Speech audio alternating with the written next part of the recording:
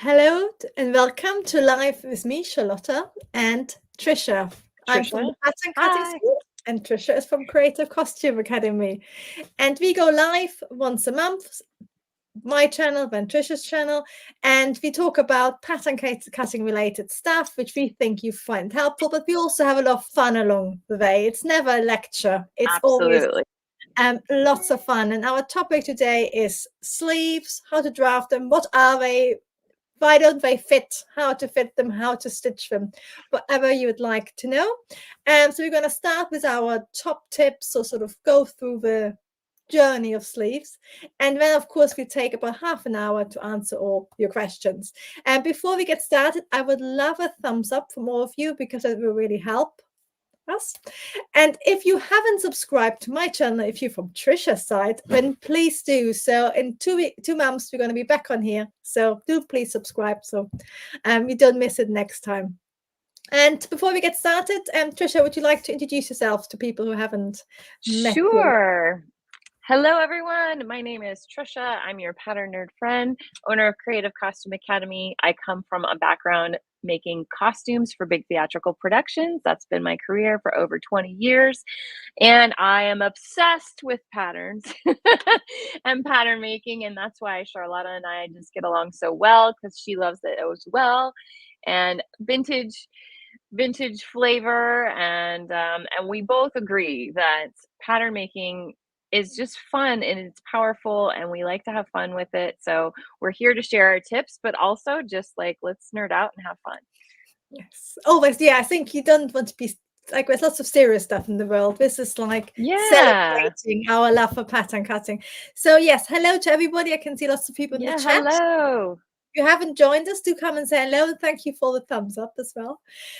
So I'm Charlotta. I'm the opposite from Trisha. I'm from the dark side of fashion, and I actually came through fashion design, which sometimes frowned upon, but I do love pattern cutting, and also I've always loved making clothes.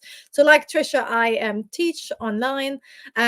My focus is probably more on sort of vintage fashion and the fashion side, but both of us just love pattern cutting and sharing it. And we share some students, we have some different students. Yes. But Yes. what we want to do is spread the love of pattern cutting, really, with all of you. So today the topic for that is sleeves. And actually, I would love to know in the chat, are you a fan of drafting and sewing sleeves? So is it what are your feelings about sleeves? And hi, Sumali. Good to see you as well. And Sandra Gale, Miami fashion stylist. Welcome, welcome. Yes. Hello. Avro Chan, Ellen, so many people. We've Thank you got the guys for first coming. Stephanie, not fan of sleeves. That's Summerly. Sleevilles. Sleevells, yes. It's funny because it's such. It's a bit like trousers, isn't it? Like people either love it, or Yeah, most people just, you have to put it up with it's it. scary. It's like Balance. that Yeah. next level. Yeah. Yes. And I think they're similar because, again, sleeves interact with the whole body, isn't it? Like a bodice only Yeah. has to get round your torso as such, and it sort of goes round, but a sleeve is sort of quite 3D, and it has to Like all move. those Yeah, moving yeah. parts. Yeah. And it's not just the moving of an arm, it's a movement of a whole body, which will Hmm. influence the sleeves. So, Stusha, do you want to start us off with what you actually have to do before you think about sleeves? Yeah, absolutely. I always recommend, and Charlotte and I just talked about it a little bit too, is before you get into sleeves, you really, the sleeve of a garment, you really have to fit the body first. Because if the body doesn't fit, it can show up and look weird on your sleeve. And then it's hard to tell whether it's the sleeve or it's the body that needs adjusting. So I actually recommend to my students, because I like to do one toile or one mock-up, and do everything you need to do. It can look as ugly as it needs to, as long as you get the information.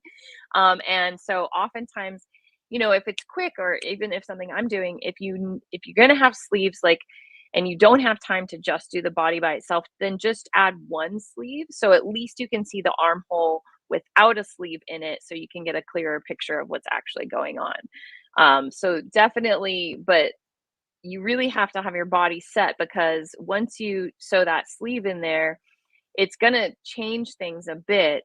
And if you don't really have an idea of what's going on with the body, it's going to be hard to detect what needs to change and what's really going on. Yes, and I think a problem is quite often when you have sleeve fitting issues, that's actually a bodice fitting issue. And in a way, it's sort of sometimes quite hard to work out, do I need to change the sleeve? Or didn't I sort of fix my bodice or garment properly? And now I'm having issue. And I agree. I think even if you're in a rush, you could always do the bodice first and then on the same trial, put on your sleeve afterwards. For sure. But at the same time, what might happen if you have your sleeves on straight away, and for example, your circumference or your isn't right, or your balance is wrong, then the sleeves will really distort it and make it much harder to fit. So it's always worth, maybe if you have a deadline, do visit sleeves. If it looks really bad and there's lots of sort of weird fitting issues, you can't quite work out, take the sleeves off. So you can always do that, isn't it? And then that's true. Yeah. And then kind of go backwards. But you said circumference. Is that how you say it over there? That's how Germans who live in England say that's it. How do you Americans say it? Circumference. It's like aluminium. I don't know. I like. I think it's because we do a weird thing where we pronounce a third syllable, isn't it? Circumference. Yeah, I think that's actually English. It's not German for that. Yes, because I say sometimes I say horizon instead of horizon, and then people just look at me. But yes, horizon. Oh, see, I hadn't heard it because I picked up on it. Yes, I was I like to know. Yes. So your circumference, your measurement around your body, and I love it. Yes. What do you say? Say it properly, Trisha. Circumference. Circumference. Yeah. Oh, yes. We like apples and potatoes, isn't it? Right. Potatoes. Well, it's. I just hadn't heard that one because I've heard aluminium and oregano is another one that always gets me. Herbs, yeah. Herbs. This is another fun thing you get with us. Yes. English comparison. And then we got the German. And then we got the German thrown in there on Charlotte's side. We got some Charlotte. Summerly is saying, Charlotte, my German friend, always says categories. So I understand the emphasis immediately. Categories. Oh, categories. Yeah. I love it. I like. Yes, no, it's like lovely, isn't it? I love. Sorry, I totally distracted us. We're talking about sleeves. So we were talking about how your circumference has to be right. So for example, if sometimes I think when we're fitting the bodies, we might be overfitting or something, and that will cause issues with our sleeves. I want to also add another thing about sleeves. It's not really a do this before, but it's something that is a misconception. I think I've heard you and Kate talk about it as well, about to get the most, because it really, when you're fitting a sleeve, you have to move in it, right? And like that's where the problems arise. You're like, yeah, it looks fine when I'm like this, but I can't raise my arm up, or I can't do this. And a common misconception that happens is to get more movement in a room, like if it's tight, is to lower your armhole to give it like a bigger armhole, and that actually will restrict your movement more. So actually a tighter armhole will give you more access, because when it's down low, it creates a bridge and it pulls on the top of your bicep when you go to lift, whereas if it's here, it has that, it's not pulling from that lower point. But that's a common misconception. I think you mentioned it on here as well. It's especially on tight garments. It's really important, because you have a tight garment and then a low armhole, you literally can't move your arm. Well, if you have a tight armhole and tight bodies, it's sort of more, it gives you more movement. It's really surprising. It's sort of counterintuitive. Yeah. Definitely something I used to do when I first started my fashion degree. I always used to really drop the armhole on fitted dresses, and then you just end up with an unwearable dress. And of course, the opposite is if you have like an oversized garment. Quite often we have a big armhole, but that actually then means a really short sleeve cap and a wider sleeve.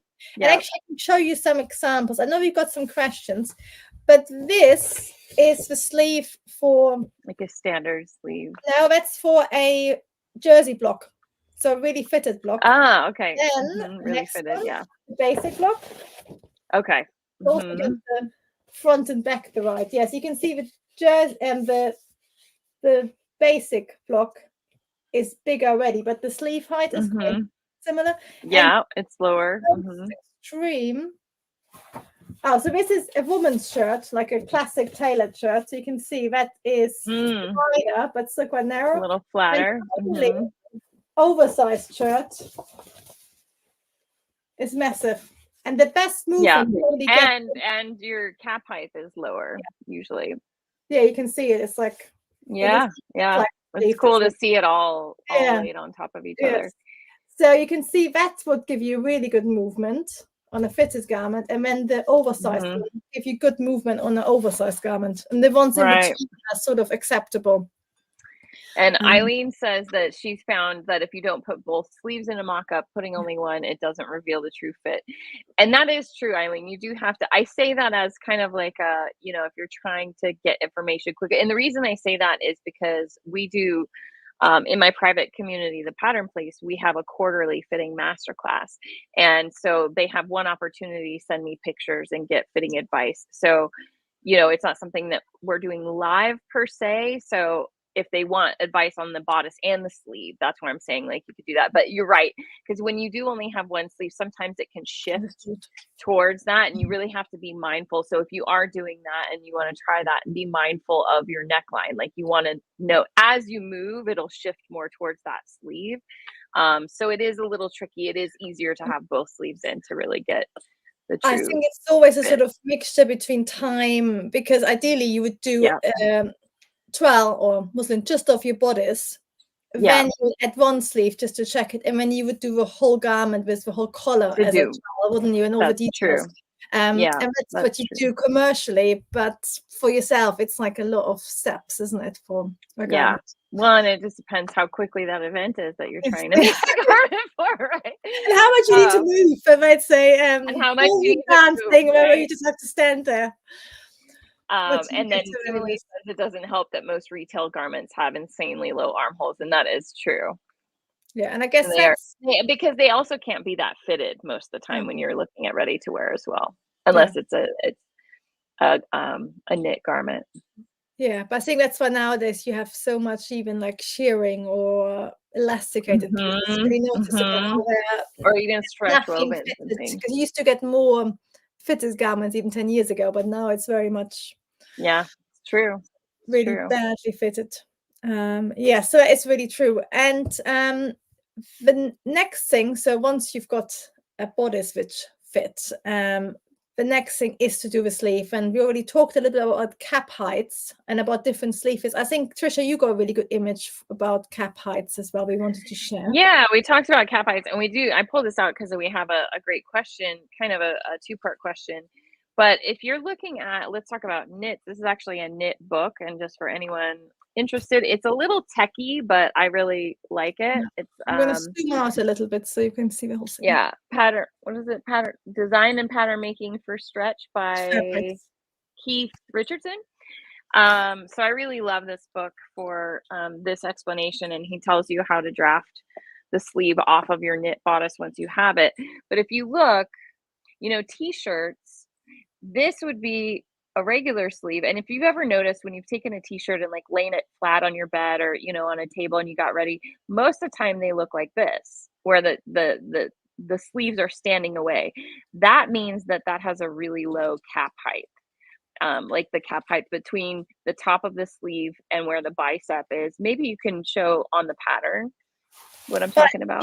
Can you see? So see how low the top of that pattern is to the bicep line. That's the bicep line.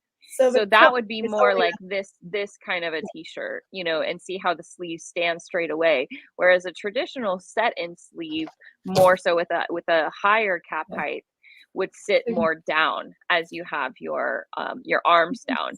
So that's the difference here. Yeah. If I move them just so they're both on the biceps line, you can see how much higher. Yeah, you can see how big. Yeah. So when you're especially with knits, this comes up because you can do that. With wovens, that's going to impede your movement quite a bit. So unless you have an oversized, because that sleeve that you have that has the really short cap height has an oversized sleeve for an oversized bodice, so you're able to move with that little cap, and it's often on a drop shoulder too, so that cuts into the cap height. But with a knit, you can get away with it a little bit more because that stretch is going to allow it to stretch down as you move, and you're not going to be restricted. But I love this book because it gives you like, okay, well, what cap height do you want? And it'll give you the equation for what the standard cap height is for then you plug into your draft when you're drafting your sleeve. But that is sort of really important when you're looking at sleeve, like as soon as you look at the sleeve, is to sort of deciphering how it actually will fit. So in general, the higher our sleeve cap is, the more it's sort of a tailored sleeve, and also the better it will look when you have your arms down. It's basically sort of crafted to have your arms down. By something like the t-shirt block you just showed, it is really supposed to look like that, isn't it? That's when it looks good. And it's also, if you think about t-shirts are active, so that's a sort of medium position, and then you can reach up and you can reach down. And I've shared this story before, but I want to talk a little bit about that and like, how do you want it to look the best? That comes into play in costuming all the time. And I will say another thing. It's rare that I don't draft a sleeve without a gusset built in for movement. So in addition to having a small armhole, there is, when you're dealing with an already purchased garment and you need, and say it's a tailored sleeve and you need, like in the show, they're like, and they're like doing this, and you can't have, what happens is when you have a tailored sleeve and you raise your arm, especially if it's not, a tight armhole, the whole garment will go up with your arm, and maybe that's not the look that you're going for. So by interjecting like a gusset, like a little football shape, then it can be like a taco and like fold up in your armhole, but it allows for that movement and open up as you go. So if you're doing a purchase sleeve, you have to add a little bit of fabric like this to allow for that extra movement. When you're drafting a sleeve, you can actually, and I often do this, so this is, say, a normal sleeve, very badly drawn, and then I typically add the gusset onto the sleeve and it is included. It's rare that I would not have a gusset in a sleeve, so it looks like a little kind of funny ghost shape. So like and that's where your underarm would start, so it would start right at where your notches are. So that's something that really helps for movement, and I do it almost every sleeve that we make a pattern for costuming. And talking about how do you want your sleeve to look the best, for a tailored sleeve, it's meant to look good, like suit jackets. Think about, they are meant to look good as you're standing, regal. You're not like, doing this in your suit very often. But I worked on a show once for ballroom dancers, and they're like this the whole time. So using, retail jackets that we bought, their shoulder pads were like up in their ears because the sleeves aren't meant to really be stationary in that position. So we added gussets, but we also had to shorten the cap height so that their shoulder pads wouldn't like go up into their arms. And one of the ladies that was working with us had actually just worked on Dancing with the Stars, and she said what they ended up doing was they turned the sleeve around so that the sleeve cap was then in the armhole, creating that gusset, and then there was no cap. And it looked really funny when they put their arms down, but they were most of the time on stage like this. So it really depends on, fit is all relative, really. It's like, how do you want it to look and how does it need to work? Do we have two suits, one for dancing, one for standing? That's what you think, because oftentimes there is a special PR, for promotion costume that is not used in the regular show. So yes, there often is. And the thing is, even if you're not a ballroom dancer, having a little bit of extra movement can be really good. And you don't just have to put in the underarm. For example, if you're doing a lot of forward movement, you might actually make, you can add the same. To the back. Yeah, you can add a little bit here. You can add a little bit to your arm or at the back. And actually, I think I've got a tutorial for how to add the gusset, both afterwards and while you're drafting it, on my website. It's not as extreme as yours, Trisha. It's sort of more hybrid when you buy like even a garment, and it's just doesn't let you enough movement. How you can Yeah. basically a little bit. Well, and the other thing you said, like what you said about if you're doing a lot of forward movement, think about all of the things that we do on a daily basis. It's rare that we're doing this with our arms. You know, we're driving, we're writing, we're typing, we're on our phones, we're hugging people. You know, everything we do with our arms is forward movement. That's something that I suggest to a lot of my students, is to not give up that extra space in your back on your bodice. A lot of times, like, it's almost better to have more of that room because we expand as we go through our day, and we use up that extra space. That sort of brings us to a next point, which is like the hang of a sleeve. So we talked about sleeve cap, but what you're just now touching on is really the hang of a sleeve. I've got a nice illustrations for that. Great. Can you see? So yep, that's how you, this one all the way. Yeah, the closest to there. there. That's a good one. Because, and that's quite often if you put in a sleeve and it's like dragging, there's lots of marks, then you actually, it means the hang is out and it's probably hanging backwards. So all you have to do is undo it again and then sort of slightly tilt it, and you can just pin it at the top until it hangs nicely for your arm position. And the nice thing is about doing your own, that we all have different arm positions on how we stand. You can get exactly the arm position you want. And again, with ready to wear, that's sometimes which often doesn't work for us.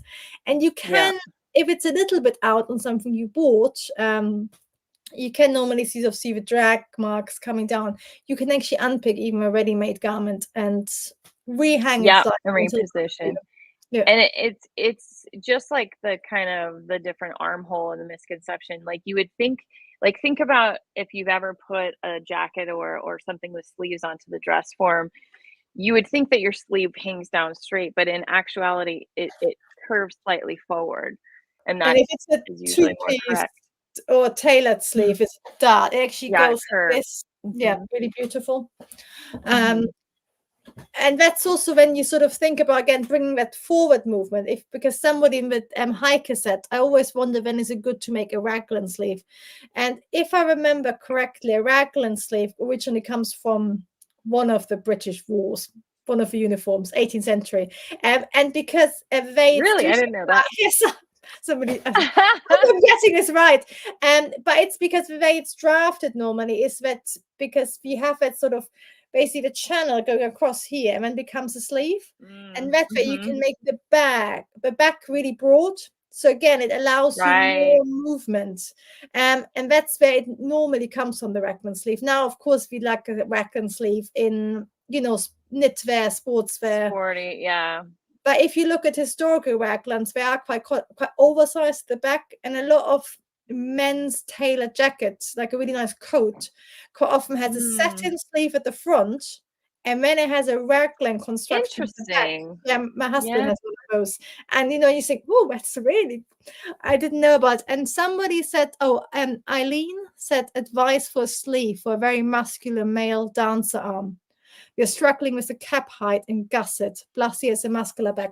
So that might be an option, that you actually replace the raglan, because that way, you know, when you lay on your raglan to your back to create it. I think I have one here. Yeah, and just on raglans, I was going to say more into here. So it's that sort of whole thing where you have a more different fitting issues for a raglan sleeve and for a satin sleeve. I was gonna say, with the woven, like the pattern she just showed, you really have to have that seam, because we don't have this seam. We have to have that seam, so you have that, so you can cup or at least a dart. So it's like not just standing up, so it can like hug your shoulder. And the only, the best way to do that with a woven is to have a seam or a dart that goes down the center. Oftentimes you'll see a seam that goes down the center of the sleeve. With woven, or with knits rather, you don't necessarily have to have that seam, but this is something that's come up in my fitting classes, is you're almost always going to have some form of drag lines when your arm is down, because the raglan sleeve, it's drafted like this. Yeah, it's like a very low, because the shoulder is connected to your cap height. So it's almost always you're going to have drag lines here, and that's just part of the design. It's the same But as it's knit, so it's not going to be uncomfortable, but it's just if you see those. if you look at Claire McCardle, she loved a just grown-on sleeve, and if you look at the photos, there's always lots of drag lines underneath his arm, and that's just a part of it to get that comfort, whether it's with knit or woven. You will have not all wrinkles are bad. Sometimes you need them. Yeah, and also I think, you know, it can actually look quite nice. There's sort of good wrinkles and bad wrinkles. I mean, it's like lines aren't always bad. You can make them say that's part of the design. Absolutely. Yes. But yeah, it's sort of when like talk about the raglan, that gives you more room in the back. And quite often you also have menswear again, you have a pleat next to your armhole, and that again gives you more movement. And I think you have it in quite a lot of hunting jackets, because they had the rifle. Yes, a lot of right. Sort of that makes sense. outdoors menswear tailoring, where you have a woven garment tweed, which is quite fitted. We have again sort of built and he can still move. So and another tip for Eileen, I just wanted to mention is I'm curious whether it's probably a woven garment, because you know, that's where you have to be, you're going to be more restricted with the fitting of your sleeve. So something that we do a lot in costuming is, say you're adding in a gusset, that gusset can be a stretch material, or even like if you can incorporate a design into you know, the back, and doing like a little half moon shape of some stretch also would give some extra movement, or the pleat situation, and just really making sure you have enough width through that bicep area here. So it's not just a cap height and a gusset thing, but it's also the width here, making sure you have that across their bicep, especially if they're muscular. And a lot of times these muscles will be bigger than like the shoulder. So you might have to sacrifice it being a little bit bigger in the actual cap where it's attached to the sleeve, and also giving that room across the back. Because when working with acrobats, I believe me, I've dealt with big muscular arms and big lats and stuff. They're like upside down triangles. You know, everything is up here, wide shoulders, and just really letting them have that extra space across the back is really going to help the most, and like more than you would think. You know, so hopefully some of that helps you in this tricky fitting situation you're in. It's quite a unique fitting situation, isn't it? Yeah. And we've got two, both Stephanie and Anita, saying they love all-in-one sleeves, and also they rather have comfort and wrinkles than a perfect fitted sleeve. Yeah, I think it's for most of us, it's sort of finding that perfect balance. That's the number one thing when doing fitting is, are you comfortable? Period. Like everything else is secondary. Can you move? Are you comfortable? And then you've got to ask yourself what you're willing to, you know, go with. Yeah, compromise. And actually something I came across recently in an older book, which is really interesting. Did you know what the arm's eye actually means, Trisha? I don't. It's a weird arm's word. Eye. The arm's eye, right? Yes. So it's basically when you've done your bodice and you want to check whether your armhole is the right fit, you literally sort of this where your arm comes out is the eye of your arm, like in a tree you got an eye where your branches. Yes. So it's and that's what I'm always, when I go to write it, I'm like, is it arm's eye or is it arm's eye? You know, like actually might be pronounced arm's eye. I always pronounce arm's eye, but arm's eye, yeah. But that's actually a really good tip for working out when you're on your bodice, and it sort of should roughly follow that sort of setting where your arm joins your bodice. That will give you a good indication. And one of the questions which is related to it, we got asked before it, is how to work out whether you can add a sleeve to a sewing pattern, whether it will work. Basically, if you have a sleeve, a sewing pattern, what's a good indicator you can add a sleeve? And looking at that arm, side or eye, that's a really good indication. Like, so for example, if you have a top which is like that, it will be much harder to add in a sleeve. You have to go more into raglan construction and probably sort of add Right. on a lot. But if it roughly follows your arm size, you can easily just draft a simple sleeve from a book, or even have a look at similar sleeves you might have, similar armholes that won't be perfect because it's so related, armhole and bodice, but it's a good indicator of what will work and what won't. Absolutely. Yeah. I think you And I can. have another question, and then we're open, to answer questions if you guys have any questions or any specific things that you wanted us to talk about regarding sleeves. I mean, we could talk about sleeves all day, I'm sure, but there was one other question talking about cap height and also sewing related. What's the difference between inset sleeves and sleeves that you sew when the garment is flat? Is there a specific time that you would use either one, or is it a personal preference? And can you also explain why the cap is higher on some garments and lower in others, and why would you would use one or the other? So I think we kind of have answered the cap height one. We've talked a lot about that, but let's talk about the inset sleeves versus the sleeve sewing flat, because I do have hi Laura, welcome, glad you made Yes, it. hello, Laura. I do have, students and people who've said to me that they would much rather sew a sleeve in flat, like a t-shirt. Well, knit patterns are often that way, or like you were saying, a button-down shirt, a And tailored to shirt. explain, because I didn't know what Trisha meant by that, it's where you basically you join your back and your front bodice at the sleeve, at the shoulder. Then you insert your sleeve cap into your armhole, and then you stitch your underarm in bodice side seam in one go. In one go, yeah. Sewing it in flat. And Carol from Ditto Forms did, and I thought about this, Carol, but it's so hot. She's like, neither one of us are wearing sleeves. It's summertime. She actually just took off her sleeves, and Yes, I I just had didn't wear sleeves them. because it's freezing here. I'm trying to convey it's August. I think if we were But wearing sleeves, you'd probably be really critical about our sleeves the whole time. I can imagine I would be, at least. I know it's When you true. see It's yourself true. on the screen, it's never very good.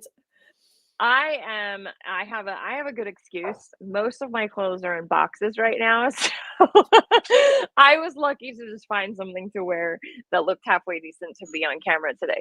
But I do think it's funny that you noticed that. There's sleeves in the background. She's gotten the sleeves, yeah. And I've got a sleeve on my wall somewhere. Right there. There's one.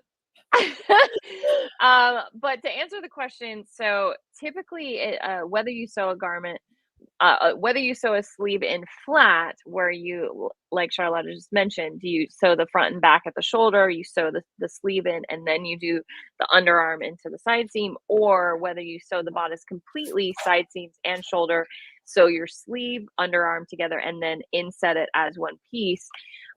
It depends on the style of the pattern that you are making a lot of time.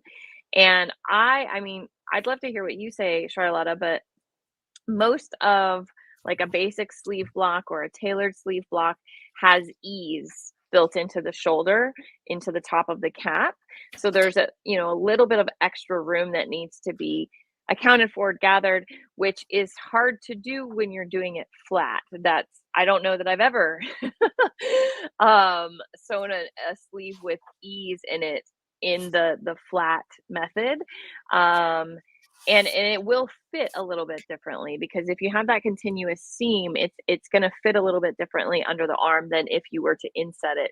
And you do need that ease in the sleeve. If anyone's curious about that, the reason that they have that is because, again, we have curves on the body. We're 3D figures. So if you have a sleeve that's like this, and yes, we have the room to go around, but usually your armhole would start here, where you still have a curve of your shoulder. So adding in that extra space allows it to cup. It creates a cup. It's like, if you've been following me at all, I like to say it's all about the darts. Everything is about the darts. So that ease adds like little darts, you know, that the deep darts are allowing it to come in to contour into the body, and it allows a cup for your shoulder. So if you don't have that, it could affect how your movement again and how comfortable the sleeve is. So it's kind of, you can still sew sleeve flat, and I know that a lot of people find that easier. I actually, you know, when it comes to ease in setting that, I actually find it easier to do a set-in sleeve than a flat sleeve. But that would be why, in my opinion, or what I would think. Yeah, well, I think where it comes from historically is because tailored garment, which were wool, where you have the ease because you can steam the wool to have a really nice fit. They were Right. probably always they often had a two-piece sleeve, so you can't That's true. stitch that You flat. can't do that. No, That's so true. you would have put that in afterwards, and of course, most garments pre 1900s were made to measure. So you would have probably always Yeah. made the bodice first, checked it, and then put the sleeves in. So you would have had the finished garment before you put the sleeves in. And then this jersey and button-down sleeves, or what would have been just shirts, they don't have any ease, as you said, and they're always sort of oversized traditionally. So again, they haven't got any fitting. So they would have been done on the flat at home, a lot less fit. So it's actually a lot easier to do it on the flat. And of course, historically, actually, I've been doing two shirts for a summer draft and so long. If you haven't ever looked, it's all on my YouTube channel as a playlist. But both these shirts do exactly that. They're completely flat. So I think that's where the two different traditional methods come from: tailoring, satin sleeve, and then the shirt homemade undergarment sleeve, which didn't have any fitting. And I think it's just developed. If you, for example, remaking a dress, you can easily stitch it on the flat and just ease it in on the flat, even, isn't it? Yeah, you could. Yeah, I think the first time, if you do it for the first time, doing the sleeve afterwards means you can fix it easier. Like if you want to change it, but once you've made it a few times, you're happy with the fit, and you have something to try on. Yes. Otherwise, you just have this flappy flat thing. Yes, yeah. So I think we have some lots of questions, interesting comments. Yeah. So one of my recent struggles is knowing exactly where the arm's eye should hit on the shoulder and the front body. My shoulder point divot was further out than I thought. I always say, and I wonder how you determine. So like when you lift your arm, you'll feel like there's a little indention there, like that's where the bone hits the socket. And so that to me is like where it's hard to see with my name, where your top of your shoulder should be. And in the front, I can always see it. For me, like if I had a sleeve, you know, and I see like that wrinkle, see how there's that sort of that crease there. That crease. Yeah.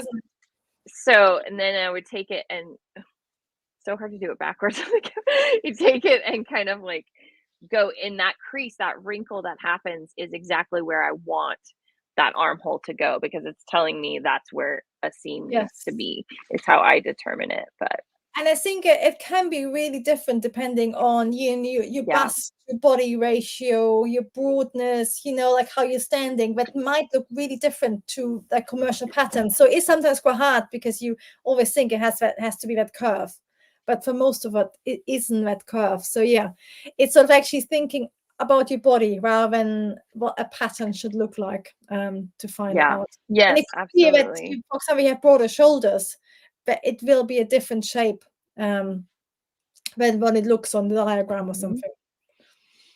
Or if you have sloped shoulders as well, that completely changes the look. Yeah, it could be a different look for sure.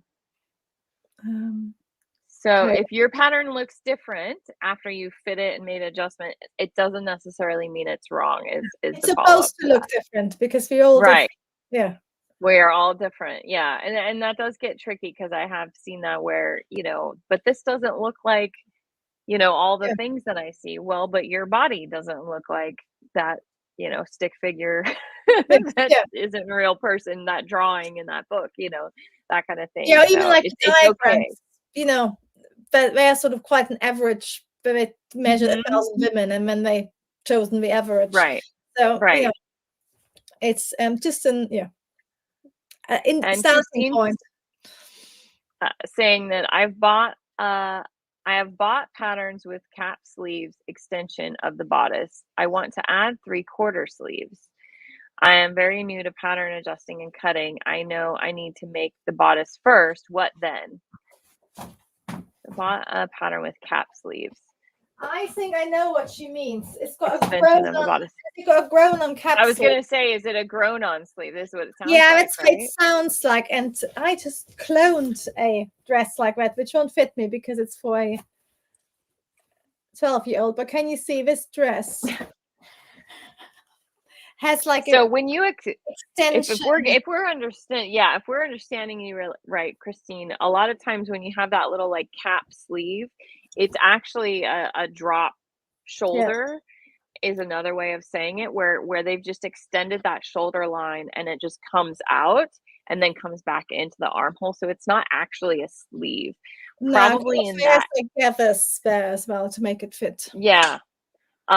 If you are wanting to add a sleeve to that pattern, then you would want to find, like we were just showing, like where your armhole would be off of maybe a toile or something, and then cut that in, and then you could do like what Charlotta was saying, maybe take another sleeve, or there are sleeve Yeah, drafts that you need to know where your true arm's eye yeah, is, or your true armhole is, because that pattern, if it is what we're thinking, it's actually extended beyond, so you need to go back in and find out where that yeah. shoulder is. And that's cut off like a very strange, like a not strange, but very different looking pattern piece to a normal bodice. So Yeah, yeah, sort of being in a way chopping off that cap extension and drawing in right. armhole. But I wanted And then you would measure your armhole to, that's left that is correct, and then you would have the information that you need to yeah, draft a sleeve, or use another sleeve that you can put in there. yes.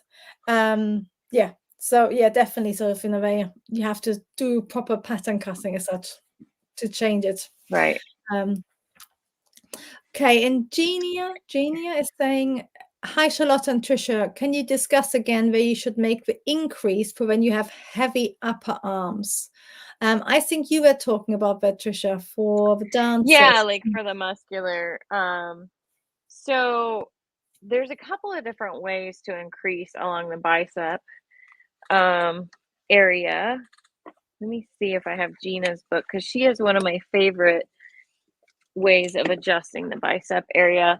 It depends on also, sleeves are tricky in the way that pants are tricky, because you change one thing and it affects something else. Like you can add in the bicep and then it lowers your calf height, but maybe you need that calf height, or maybe you can lose, so there's It many also different ways depends of whether you, for adjusting. example, have big biceps and big shoulders, whether it's just the biceps, isn't it? It's sort of That's right, right. Like calculation. where that extra space is needed. Because I think what the first step, if you have quite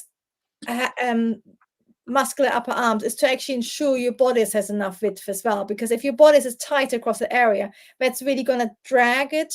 So it's ensuring that your armhole and that there's enough width for across the back and front bodice to begin with. Right, to give you room.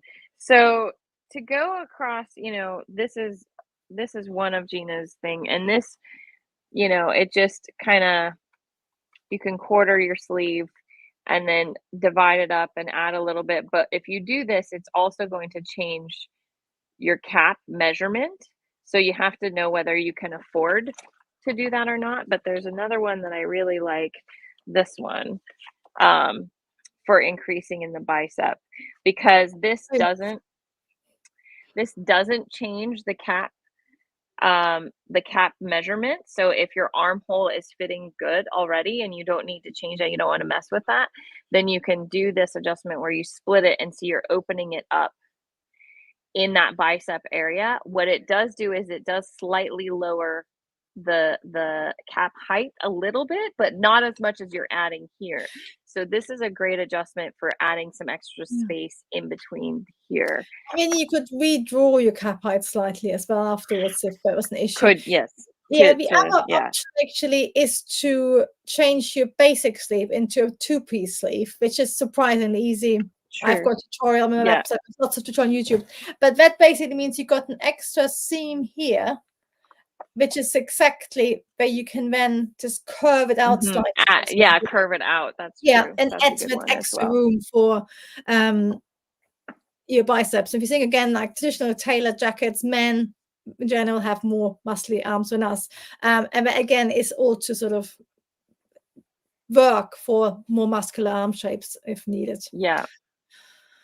Okay, so quite interesting questions, isn't it? What people are interested in. Yes. So have a look. Oh, there's Stephanie saying the light bulb moment for never thought of it as how it relates to darts, allowing us to skim the curve.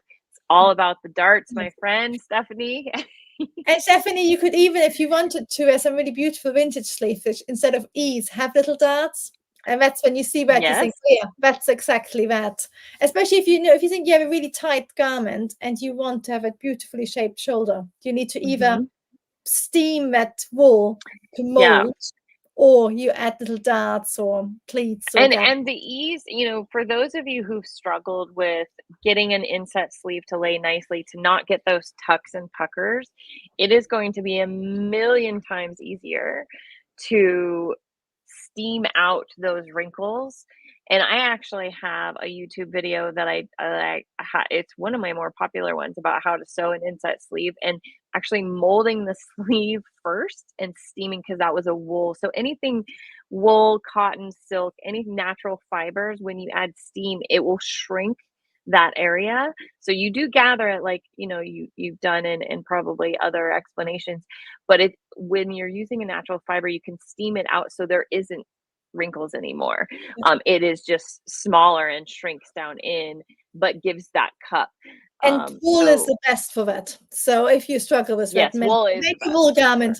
And actually, some sort of traditional wool, I have like up to 2 inches of ease, because you can steam it that much. Well, if you, for example, used a really shiny cotton, that just wouldn't have. You can sort of start getting a feel for what fabrics will work. Or loose cotton, beautiful, because you can steam it. Yeah, it'll steam it back in.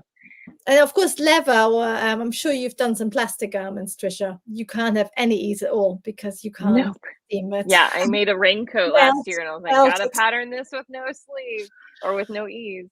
Yeah. And just saying, but my dress is a cotton, not a knit. Yeah, so those recommendations we were talking about, are for woven patterns. You're always gonna have more. You're always going to have more tricky stuff with the woven stuff, which is why, and people ask about that a lot, is why do we start with wovens as opposed to knits? And people are even afraid of sewing knits and stretch wear. And actually, knits are a lot easier than wovens, because it's very forgiving. You're not limited by the fabric, and that's why they put stretch and spandex and everything nowadays. Sorry, or just add length to the cap to make it 3/4 length scale. If you just disappeared, because I think Christine's sleeve will look something like this. So Gail is right. You could add length, but at the same time you would have to drop your armhole quite a lot, because most of the time this sort of grown in cap sleeve actually has quite a tight armhole, because if that's too big, it sort of drags. Yeah, it won't do what you want. Yeah. So yes, you could just extend your pattern, and then you would have to sort of probably go down 1 inch, 2 inches, Trisha, I would think, to make it come at least probably like 1.5 inches. I would say 2 inches, so 5 centimeters I would do, and then you sort of curve it together. But that would be a completely different look. It would be more sort of relaxed Claire McCardle style. More of like a dolman sleeve almost. Yes, Otherwise, then you have to do like the grown-on sleeve situation, which you couldn't do as being one sleeve is a gusset, but that's with a gusset, new to pattern cutting. I would not recommend a gusset if you're new to pattern cutting. I know that. Yeah, especially if you're new. Yeah, that gets tricky for sure. Yeah. Okay, let's have a look. And Stephanie's excited about the 2-part sleeve adding. We're blowing her mind. Yay, Stephanie! Welcome to Pattern Chat. This is why we like coming together and chatting with you guys. make you We do it all revisit it. You're day. saying, I'm going to get back to my drafting table. I threw my sleeve back in the naughty pile months ago. Yes, let's get you all back Oh, to the, yeah, get it back out. We'll help you with that. yeah. We got about 10 more minutes because today we have to Yeah, we have to run dash out at right after, but 9 or 4. I wanted to quickly show you something just to see, how when even by sewing patterns, how sleeves fit really differently. I want to just show you, I've got 3 pattern cutting books and each one drafts a sleeve differently. So this is the a method little I differently. which is where you use your bodice block and when you sort of lay your shirt your sleeve. Oh, interesting. I think that's the English method. Then there's another one. Yeah, you literally just draw a diagram. And then Yep, the third that's more the one, Helen Joseph Armstrong way, I yes. think. And then the third one, which is the Natalie Bray, is where you sort of fold your sleeve into quarters. But you can see how, each of these is just a system people have worked out. So, but each of them is going to give you a different fit, a different cap height. And that's why, if a sleeve really doesn't work for you, it is worth actually looking at different drafting methods. So think about when it was made, what it's made for, what, if you have a 1980s drafting method, probably be a more oversized sleeve and like a big the shoulder. style that was popular at the time. Natalie Bray is 1940s, so that will be more fitted. So there's lots of different. If it doesn't work for you, it doesn't mean it's issues at your end. It could actually be that method just doesn't work for you. And the other part of that is going back to what we were saying, that if you personally like to have more room in your back and not cut in like a lot of these drafts do as much, then your sleeve is going to look different. Then it's not going to look as symmetrical. And really, like we said, everything we do, we always move our arms forward, so we don't need the same things in the front that we need in the back, and that's okay. And so if like the reason I say this is I had a student in our community who did a lot with her sleeve, and she did add quite a bit in the back, and it kind of gave it like this funny bulbous shape. And she's like, wow, but this is the most comfortable sleeve I've ever worn. And it's because of that. It's okay for the pattern to look different as long as you've tried it on and you know where you need that space, and it comes together still and makes sense and is comfortable when you're wearing it. Yes, now I've got a very I stand overly straight with my shoulders back. So when all my garments, when I stand like that, I've got also folds in the back, because if I would fit my sleeve properly, I would lose that movement. So what I found now, I always need to extend my armhole slightly out compared to most on your bodice. Yes, how it looks like. Yeah. And at the back, I still have to actually extend it more as well, just to give me that movement. So it's like basically we all have our individual shapes. And one other thing I want to mention about things that could look different is a big misconception when you're getting into sleeves is that you can fold it in half and then the center is your shoulder notch. That's not necessarily true, especially if your shoulders roll forward, which happens on a lot of us because, again, we're doing everything forward. We're doing this all the time, especially if we sew, we're doing this all the time. So our shoulders might be slightly forward. So that shoulder notch does not always necessarily land right in the middle of your sleeve cap. And that's why it's so important to, after you've drafted your sleeve, to walk that seam in the front and in the back, figure out where your ease is and figure out where your shoulder notch is to make sure it all lines up. Yeah. No. That is very true. Yeah, I think it's like, I heard somebody describe it as cookie cutter, like patterns are not cookie cutter. Right. They're really not at all. Yeah. Yes, yeah. I mean, the ones you buy at the store, the ones, you get ready to wear, those are made with cookie cutter patterns, but we people are not cookie cutters. And that's, that's what we're here to help you with is it's okay to make changes if that's what you need. It's not correct.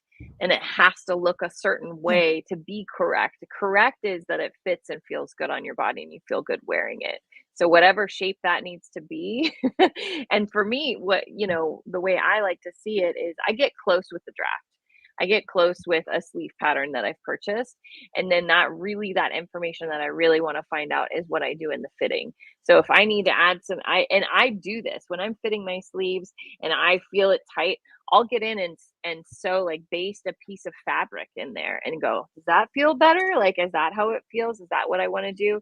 And I then get it to the point where, okay, I have cut, I've sewn, I've pinched, I've pinned, everything I need to do, that now it's comfortable. This is what I want, so that when I take that toile apart, when I take that mock-up apart, I can see exactly the shape that I created, which might look very different from what I started with, but I'm going to go more with the shape that I created in my fitting than I am with the what was right or how it was drafted, because ultimately it doesn't matter what the pattern looks like as long as you're comfortable when you're wearing it. And I think that's the hardest when you're starting out. That's what I always struggled with, like trying to think, you don't have Yeah, to basically it's a tell different us thing what, because you're like, why does mine yeah, doesn't look like this, or what yeah, is and that the right way of person doing it? who made the pattern, they have to know better, or the person who did the blocks for, they have to know better. It's like, it's your You body, can. Yeah, you yeah, can. has to And work for Jules you. is asking, and this will be our last question because we do have Yes. to run, but what are our two favorite sleeves? I think I know yours. I do like a gusset. I do like a grown-on sleeve. Yeah. Yeah. And it works really well for me. I don't actually think I have that many, but it's like a sleeve I really like. I have to make some more of. Yes, yes, that is I my think sort of my favorite favorite sleeve. sleeve, yeah, you've done a lot of tutorial, and I love it. She's like my grown-on sleeve guru, uh, gusset sleeve. I really like the raglan sleeve. Mm. I just like the look of it. I think it makes you look a little narrower here. Um, Yeah, that's they're what they're I fun think. to draft, and specifically in knits, though, I'm not a big raglan sleeve in wovens so much, Yeah, they give you a really but nice line, don't they? Both raglan and yeah, grown-on. It means that you yeah, don't have that seam basically interfering with your yeah. design. You can have a lot of fun with it. So I yeah. mean, but there's so many sleeve shapes. I mean, you could do like the puff sleeve, and you could do a bell sleeve, and you could do a cap sleeve, and I think the puff sleeve might be like do a really dramatic, like, puffy sleeve might be my favorite to draft. Yeah, and the one actually, I was thinking, it's stuff you have to draft as well, isn't it? And to wear, I like a really slightly flared sleeve, just really subtle. But that's a Flared, sleeve I yes. always, but just like it's just a few centimeters, but that's a sleeve I wear every day. So it's sort of always interesting. It's Oh, a really yeah, basic sleeve, but that little difference makes all the difference.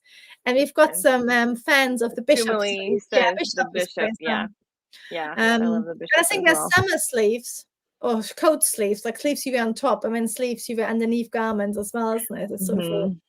different ones. I know a flutter sleeve is very popular, but it's not my favorite because of that. Like, I can do it during the summer when I'm not gonna need to Yeah. wear something over it, but, like, getting those into a jacket Yes, where no. it's, like, all bunched up, and Uh, yeah, it's gotta be, yeah, like, because on its I own. like a grown-on short sleeve. I've got lots of those, but Yeah, you yeah. can't wear anything on top of it. So yeah.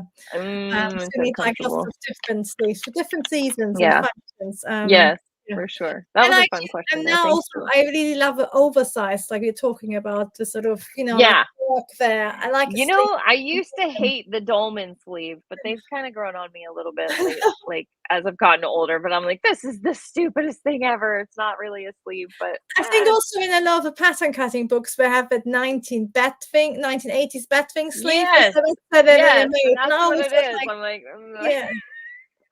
The thing is, I can now actually, I would quite like a really fine silk knit Batwing sleeve. I think yes. it's really nice. Yeah, yeah, and they're comfortable, like, in the Yes. wintertime too. Well, No. thank you guys so much. This was really fun. As you can tell, we can keep going for ages, but I do have to run today, unfortunately. Um, Thank you as always for coming with the good questions and suggestions and all of that. It's always fun for us to chat and bounce off of you guys. I do want to do a little thing. A little reminder for anyone who is interested in our private community. I have some of my students here. We only open the doors a couple of times a year, and that time's coming up very soon, so you'll be hearing more about it.